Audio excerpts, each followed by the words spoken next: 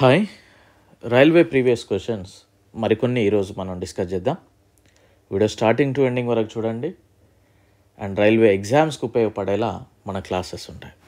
And మన యొక్క app last benches అనే యాప్ని డౌన్లోడ్ చేసుకోండి. లింక్ డిస్క్రిప్షన్లో ఉంది. అండ్ ప్లే స్టోర్ నుండి కూడా డౌన్లోడ్ చేసుకోండి. ఓకేనా?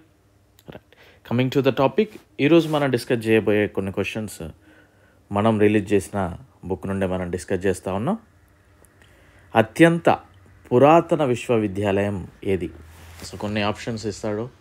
అందులో నలంద విశ్వవిద్యాలయం ఎక్కడ ఉంది అనేది తెలియచేయండి. అజాతశత్రు, ఉదయన్, బింబిసార మరియు బిందుసారాలలో మౌర్య వంశానికి చెందిన పాలకుడు ఎవరు? Bindusara, not Bimbisara, it is Bindusara. Uttar Pradesh, Madhya Pradesh, Maharashtra మరియు తమిళనాడులో సంగం యుగం చరిత్రకు సంబంధించింది ఏ ప్లేస్? తమిళనాడు.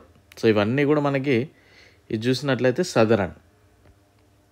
భారతీయ సంగీతం యొక్క మూలాన్ని ఏ పురాతన గ్రంథంలో కనుగొనవచ్చు? సామవేద సాహిత్యములో.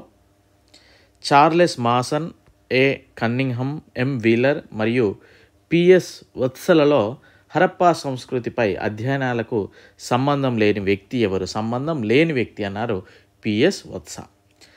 పుహార్ నగరానికి పునాది వేసిన చోళుడు ఎవరు? కరికాల.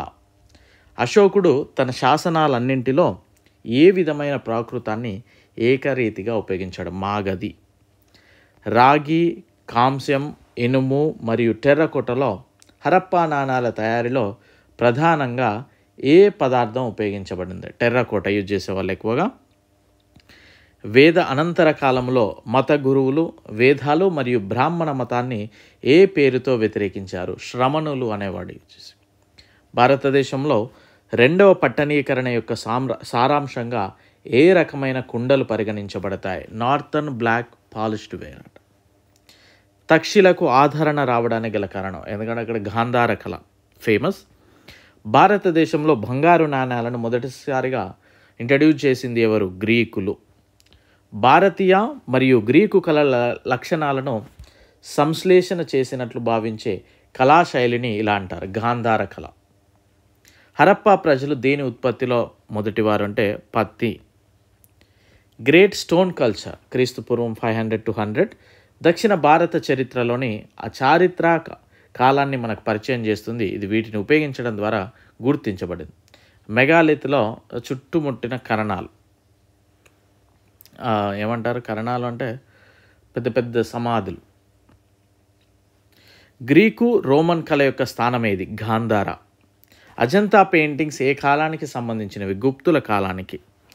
సింధు లోయ నాగరికత ఏ చారిత్రక కాలానికి చెందినది? కాంస్యయుగం. సాంచి ఎందుకు ప్రసిద్ధి చెందింది? మనందరికీ తెలుసు, అక్కడ బౌద్ధ స్తూపం. సింధు ప్రజల ప్రధాన జీవనాధారం ఏది? వ్యవసాయం, అగ్రికల్చర్. మన యొక్క ఛానల్ని సబ్స్క్రైబ్ చేసుకోండి, బెల్ ఐకాన్ క్లిక్ చేయండి. సో క్వశ్చన్సే కదా అని నెగ్లెక్ట్ చేయకండి. ఇవి చదువుతూ ఉంటే మనకి అర్థమవుతూ ఉంటుంది క్వశ్చన్ ఎలా అడుగుతున్నాడు ఏంటి అనేది. ఓకేనా? సో దీనికన్నా ముందు మనం ఇది ఏ పేజ్లో అంటే బుక్లో 300 పేజ్లో. సో ఇదే అండి ఆ బుక్. చాలా అద్భుతంగా మనం ప్రిపేర్ చేయడం జరిగింది. ఇంతవరకు మీకు తెలుగులో అవైలబిలిటీ లేదు. సో కంటెంట్ ఏంటి, ఎలా తీసుకోవాలి అనేది వీడియో లింక్ నేను డిస్క్రిప్షన్లో ఇచ్చాను. బుక్ అని ఒక వీడియో ఉంటుంది, చూడండి. రైల్వేకి ప్రిపేర్ అయ్యే ప్రతి ఒక్కరి దగ్గర ఇది ఉండాల్సిన పుస్తకం. మీ క్వశ్చన్స్ ఎలా అడుగుతున్నాడు, మనం ఎలా ప్రిపేర్ అవ్వాలి అనేది మీకు క్లియర్గా కనిపిస్తుంది. Okay, right. చంద్రగుప్త టూని ఏ ఇతర పేరుతో పిలుస్తారు? విక్రమాదిత్య అనే పేరు చంద్రగుప్త టూని పిలుస్తారు. చంద్రగుప్త మౌర్యుని ప్రముఖ గురువు చాణక్యుడు ఏ విద్యా కేంద్రంతో సంబంధం కలిగి ఉన్నాడు? చాణక్యుడు తక్షశిల. గుప్తుల కాలంలో అత్యధికంగా ఏ లోహాలలో నాణ్యాలు చెలామణి అయ్యాయి అంటే ఎక్కువ గోల్డ్. వేదకాలంలో రాజు తన పౌరుల నుండి స్వీకరించిన పన్ను పేరు ఏమిటి? బాలి. హరప్పా ఏ నది ఒడ్డున ఉంది? రవి నది ఒడ్డున.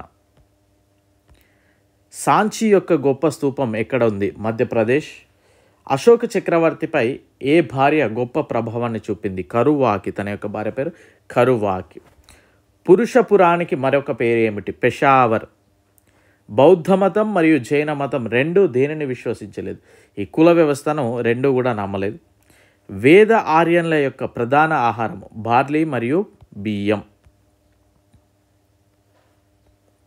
కుజల, విమ మరియు కడ్ఫిసెస్ కనిష్క మధ్యమి బౌద్ధ మతాన్ని స్వీకరించిన గొప్ప పాలకుడు ఎవరు అని ఇందులో కనిష్కుడు.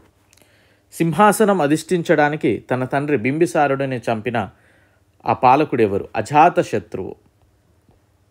సముద్రగుప్తుడు, చంద్రగుప్తుడు, కుమారగుప్తుడు మరియు స్కందగుప్తుడు హునులను భారతదేశంపై దండెత్తకుండా నిరోధించడానికి గుప్త పాలకుడు ఎవరు? స్కందగుప్తుడు. రవి, సట్లెజ్, జీలం మరియు చీనాబ్ నదులలో అలెగ్జాండర్ మరియు పోరస్ సైన్యాలు ఏ నదికి ఎదురుగా ఉన్నాయి అంటే జీలాం నది ఒడ్డున అని మనం లెసన్ విన్నాం.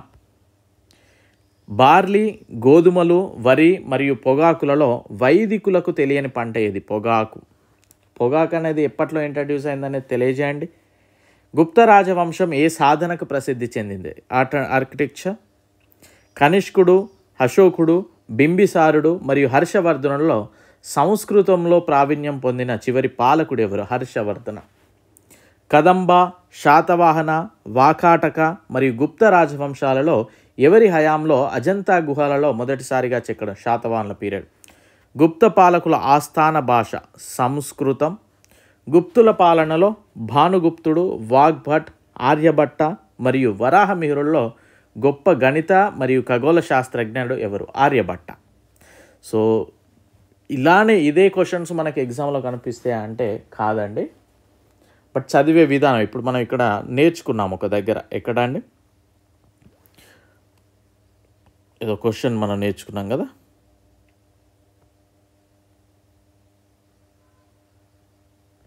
ఇంతసేపు నేను చెప్పాను మనకు దాని రిలేటెడ్.